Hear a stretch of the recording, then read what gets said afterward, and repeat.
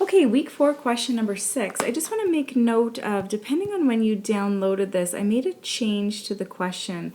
We were dealing with 24,500 units. Just make sure that you don't have a sheet that says 14,500. We made a change to the question.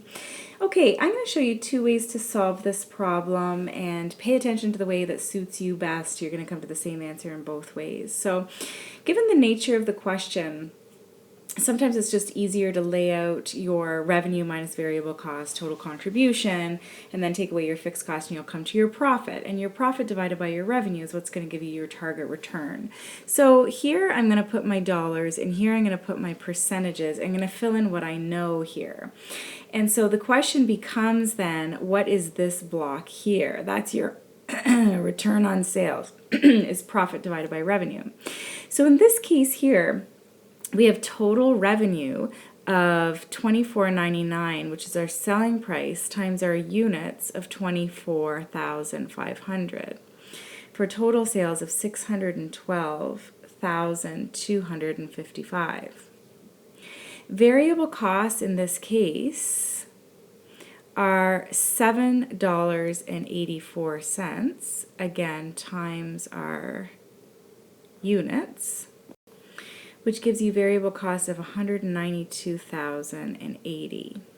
Subtracting that from your revenue gives you total contribution of $420,175. Now again, your total contribution is also your margin percentage times your revenue. Your total contribution is what you have to cover your fixed costs, and then whatever's left over is your profit. So in this case, our total fixed costs are $365,000. That was given to us in the case. And our profit left over is $55,175. Calculating return on sales is easy. That's simply your profit divided, by your revenue. In this case, 9.01%. There's our return on sales of 9.01. If you're happy with the way I solve that, fine. If you want to see an alternate solution using the ROS formula, then keep watching, and the next slide will show you how to do that.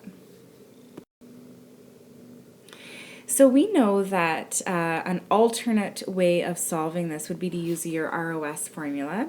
So using target revenue is equal to fixed costs divided by your margin percentage minus your ROS percentage, return on sales goal percentage, right? So we know that target revenue in this case, we calculated in the previous slide, is 612,255. That was our $24.99 times our units of 24,500. Our fixed costs in this case are $365,000. Our margin in this case is 68.63%. You would have calculated that by taking the difference between your selling price and your variable cost and dividing that by your selling price. And then what we do is we just assign a variable to ROS. So let's call it X. So we're solving for X here. Again, cross multiplying, you'll get 612,255 times 6863 minus X is equal to 365.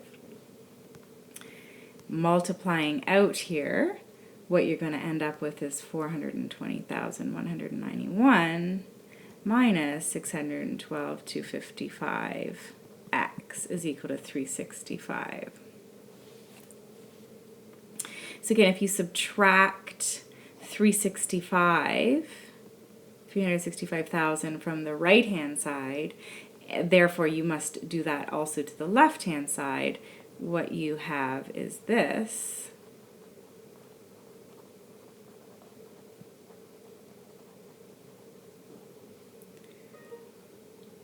Or 55,191 is equal to,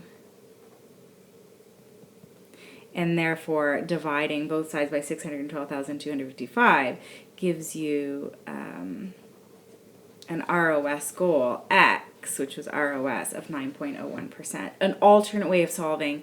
Either way, I'm happy, whatever suits you best.